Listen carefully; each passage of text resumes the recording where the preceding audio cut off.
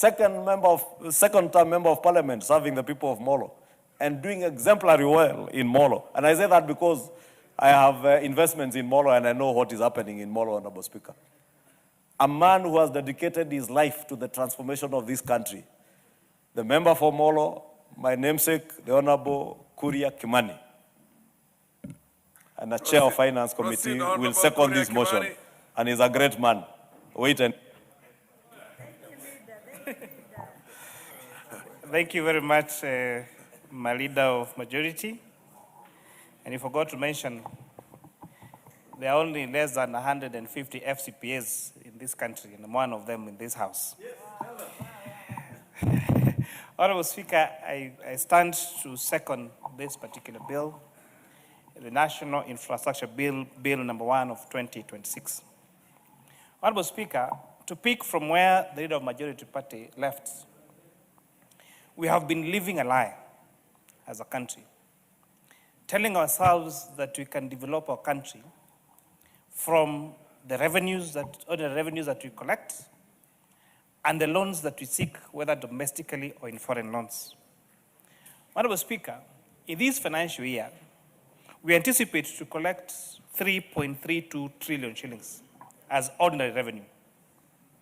Out of this, 1.098 trillion will go to repayment of, not repayment, will go to payment of interest on loans, not the principal, interest on loans, 1.098 trillion.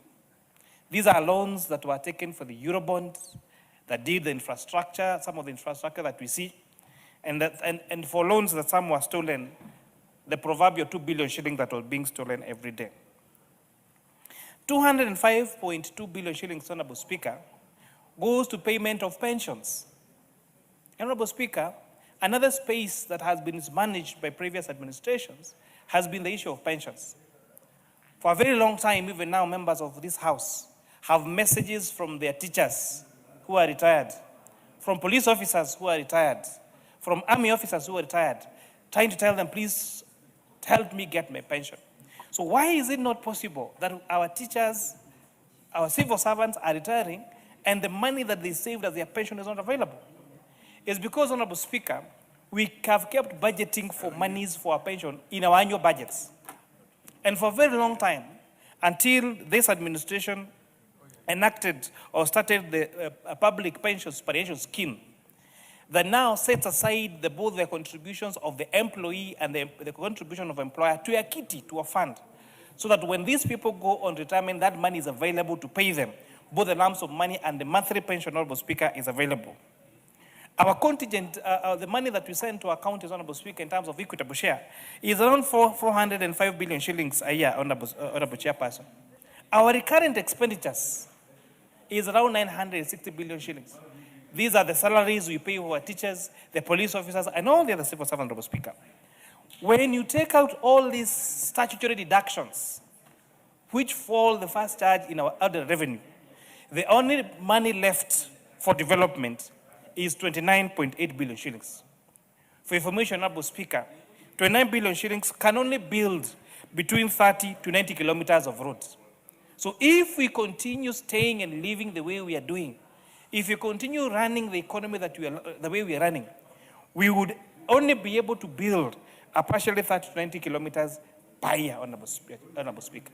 And that's why the reckoning call is, how do we balance the need for development expenditures, the need to honor our constitutional mandates, whether it is the requisition fund or our pension obligations or our salaries for recurrent expenditure, Honorable Speaker, or the capitation for schools, without doing what Kenyans told us to do, not to do. They do not want additional taxation. They do not additional borrowing. So how then do we grow our country? Do we do our infrastructure when balancing this particular interest, Honorable Speaker? That's why, Honorable Speaker, the National Infrastructure Fund Bill is a game changer in this particular model, Honorable Speaker. The fund is being proposed to achieve several purposes. One is to scale up and accelerate development of a catalytic national infrastructure, like our national highways, our railway networks, our air and seaports, our electricity generation, our transmission and distribution, water reservoirs, irrigation, and even agribusiness infrastructure. Honorable Speaker, I've had a chance to canvass this country when processing the partial diversity of Safaricom shares, and during this infrastructure fund bill, we did 30 counties, Honorable Speaker. And we traveled from West Pokot to Wajir to Marsabit. And we also went to Nyeri and Murang'a and Nakuru and Baringo and everywhere else, Honorable Speaker. And it's like we live in different countries. For some countries, for some counties, for some constituencies, we have tarmac roads going to every homestead. We have homesteads that have had tapped water since independence. Not since Kenya Kwanza administration, not since Kibaki's administration, but they have had tapped water, Honorable Speaker, Honorable Speaker. But once you go to other parts of the country, it's extremely dry. Some constituencies don't have even a smallest inch of tarmac. Some counties, Honorable Chairperson, are not even connected to the national grid of electricity.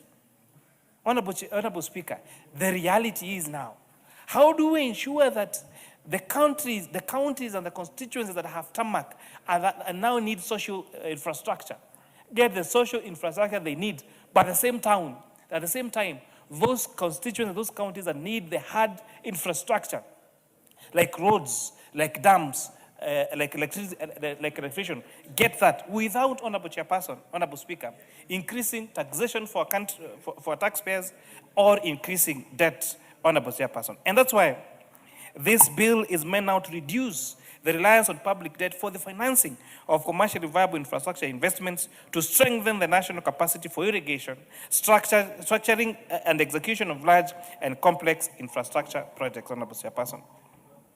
Honorable Speaker, the bill represents a pivotal moment in our nation's quest for sustainable, debt-light infrastructure development. And as chairperson of the Departmental Committee on Finance and National Planning, I'm very proud that I'm midwifing this bill that will have the most consequential impact of our country. Honorable Speaker, let me remind you that a few years ago we had one of the most successful then debts that was acquired by this country, Honorable Speaker, the Eurobond. The Eurobond was approximately 200 billion shillings, Honorable Speaker. And this is a payment that if